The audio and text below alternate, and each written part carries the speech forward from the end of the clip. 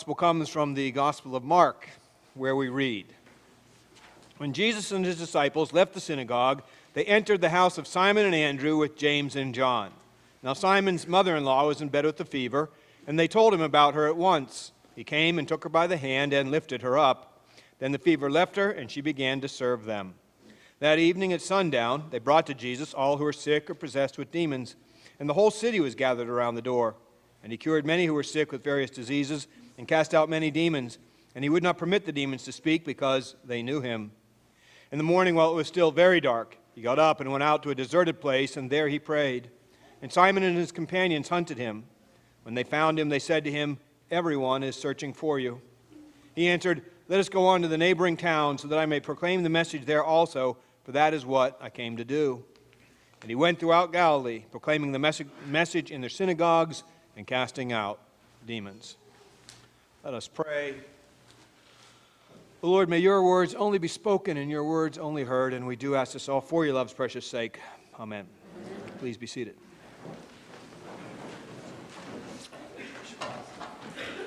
Well, you will be glad that you came today, because I am sure that you all have a burning question, probably have had this question upon your hearts and minds for a long, long time, and we're going to answer it this morning.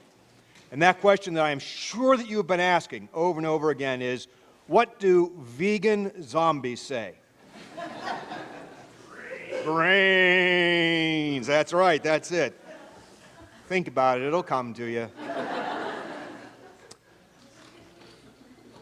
Today's gospel, see, somebody got it.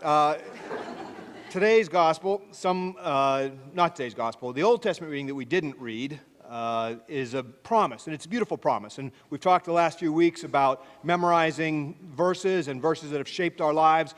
And this is another verse that I memorized, and it's one that I'll bet you know as well.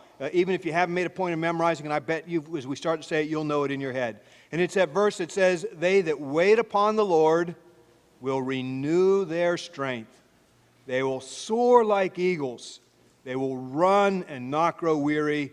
They will walk and not grow faint." Familiar verse. Many of you probably know that verse. And I thought that sounds like a great promise this morning.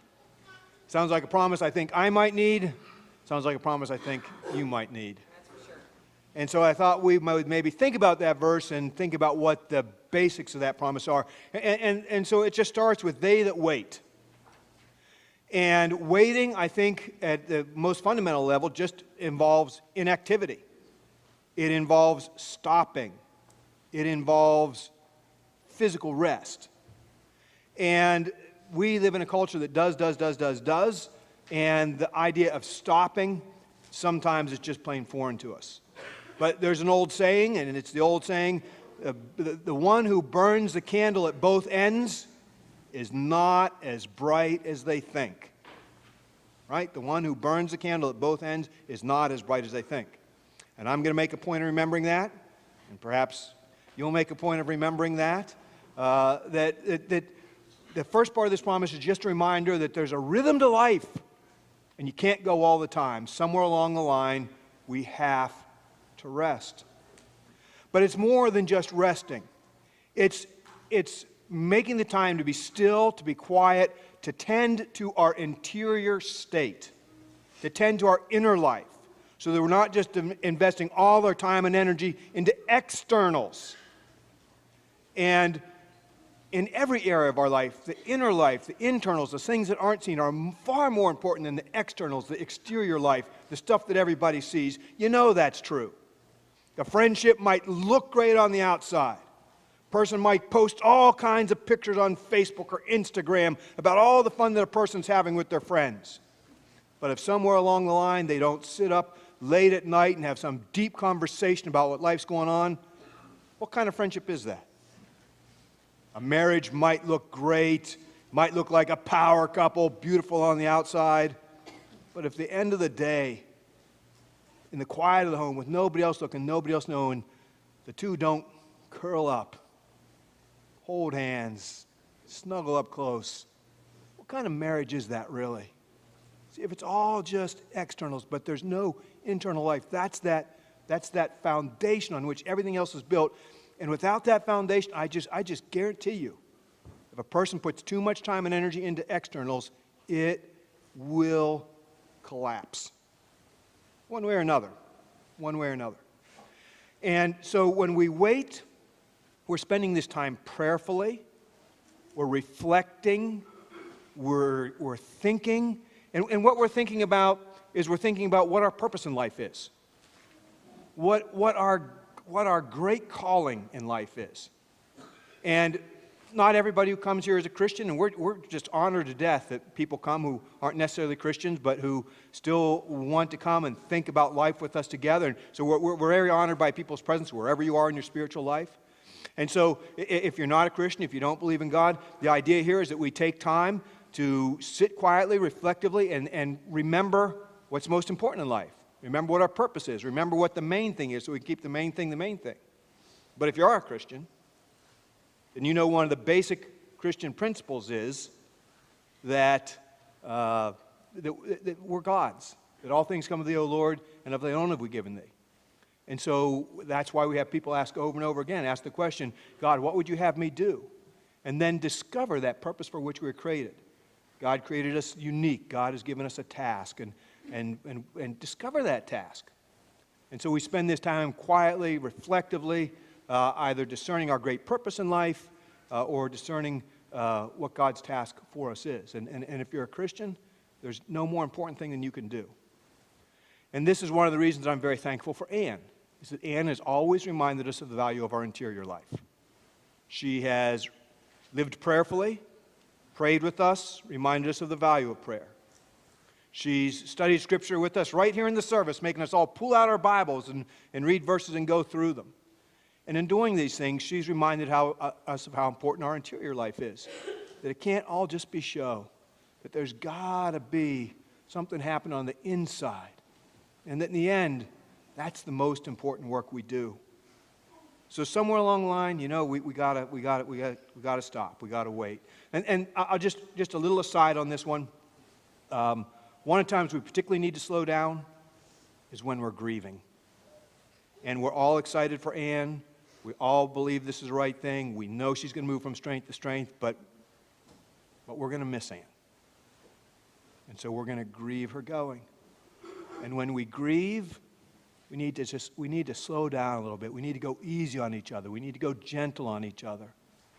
And we need to feel what we're feeling so that we can move through it and not just bury it and then have it come up in more constructive ways and things that people don't deal with, they just repeat over time. And so the task of grieving is to work through one's grief, not just pretend that it isn't there. But the only way we can do that is if we slow down a bit, make the space to do that, are gentle with one another. So we wait. What do we wait upon? Well, we wait upon the Lord. That's the second part of the promise. And the idea here is that when the person discerns the idea here is that the person is listening to God, to their higher purpose, to what the main thing is, and instead of listening to all the other things that a person could listen to. A person could listen to what's working right now. If a person is successful and they're in a successful place, they might just say they want to stay in that place forever. And so what they're listening to is the sound of success. Sometimes, in fact, a lot of the time, people just listen to the voices of the people around them. And what people approve of, that's what they do. And what people don't approve of, that's what they don't do. Sometimes people just let situations play the trump card, and so they just drift through life. Whatever's the easiest path, that's the path they take. And so whatever the situations commend, that's what they do. But the promise here is that what people listen to is the Lord. That they listen to that higher authority, that higher power, whatever that is for a person. And this is what determines their marching orders in life, if you will. This is what we see in Jesus in this morning's gospel. He goes off into a quiet place. He gets away from everybody, so they actually have to look for him. And this is where he receives guidance as to what he's going to do during the day. If he was just looking at his success, the town where he is already is experiencing great success. He'd just stay there. If he just listened to the voices of people, everybody loves him. Everybody wants him to stay there. He'd just stay there. If he did what was easiest, they have a house to stay at, and Peter's mother's cooking him meals. They'd just stay there, right? But you see, Jesus doesn't listen to any of those. He's listening to that inner voice that says, keep the main thing, keeps your priorities. Sometimes people in life talk about balance, and frankly, balance has never entirely made sense to me. And I've never found balance to be entirely helpful. What we do is we remember what's important, and then we invest disproportionate amounts of time, energy, and resources into that important thing. We don't distribute resources equally into everything and it bounce those things. No, we decide what's most important, and then we fuel that. And so that's what we said. They wait. They don't just wait. They wait upon the Lord. They remember what's the most important, and then they let that determine the course of life, rather than just circumstances, rather than just people's approval, rather than just what comes easiest. If Jesus did that, he'd still be in Capernaum, and you'd never read about him again today. Nobody ever would have heard him again because he wouldn't have made much of a difference. I think again here. I think of how Anne's modeled that for us as well. She's done great work here. Right up to this very last week, she's done great work. And I think one of the most important works that Anne has done is she's just loved us well. Right? I mean, is there any more important work that when it comes right down to it? But you might be surprised how hard that can be, sometimes even for priests. She's been a humble presence amongst us. She's listened to us. She's paid attention. She showed up. I mean, she's done good work. And so the easiest thing would have been just for her to stay here. There's lots of work still to do. God knows there's lots of work still to do.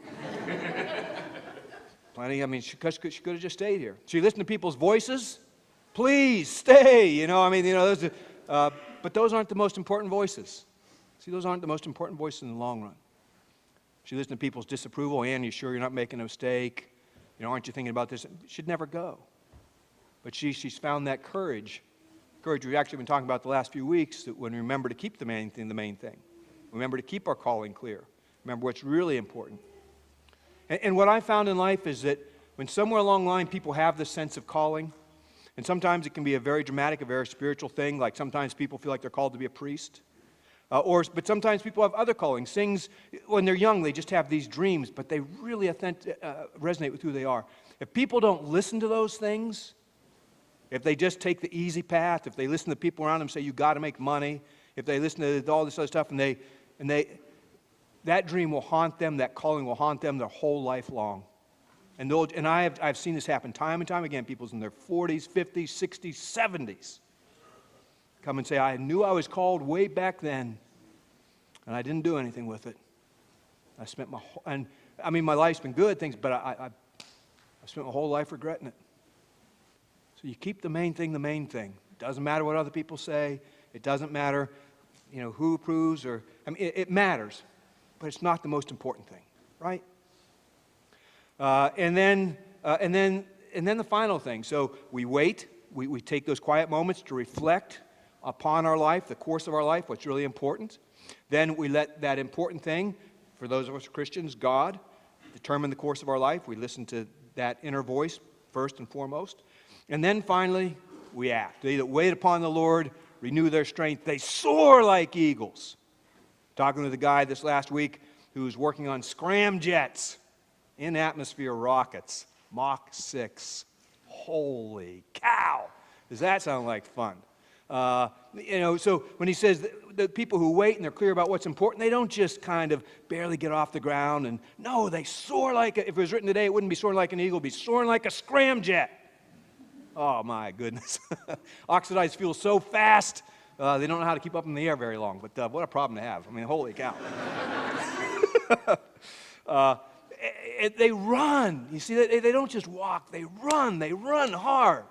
Now they know what's important. They're listening to that inner voice. They're listening to the voice of God. It's energizing them. And so they're not holding back. They're not moving ahead hesitantly. They're just, they're plowing down the road. Work's gotten a bad rap in our day and age. They work hard. You notice Jesus is working into the night. You see, again, if we love our job, if our job is a calling, if it's a vocation, we're thrilled to pour time and energy and hours into it. And then they walk and they don't faint. And the idea is this is the Middle East and it's the hot sun, the person's on a long journey, and they're walking, but they persevere and they don't collapse exhausted. They stick with it. They keep going. And see, Anne's always done a great job of listening to God's voice and then acting on it. And one of the things for which I'll eternally be grateful, it was in the building of our new building there and renovating that building. And we came to a crucial point in that decision-making process where we had to decide whether to build what we could afford, Zach will remember this, or to act on faith and build something bigger than seemed possible. And, Zach will also remember, I was squarely in the build what we can afford camp. In part because I was listening to fear. I was thinking, man, how are we ever going to pay for that? I don't want to carry that burden. I'm afraid. And was listening to the voice of God. And because she was listening to the voice of God, she was ready to move out in a big way. And she said, no, we got to build it all. And we did. And if we had, and it's already too small for us. If we built half of that, it wouldn't have even been worth anything, right? So Ann led that group. She led that group better than I led that group. She's left a legacy that is a very important, because she waited, she heard, she let what she heard define her course ahead, and then she moved out resolutely and acted upon what she heard. And that's been a blessing to me and to all of us. And thank you. And it's been a great privilege to run this leg of the race, to run it hard, and I think to run it well. It's been a good run. It's been a good run. It has been.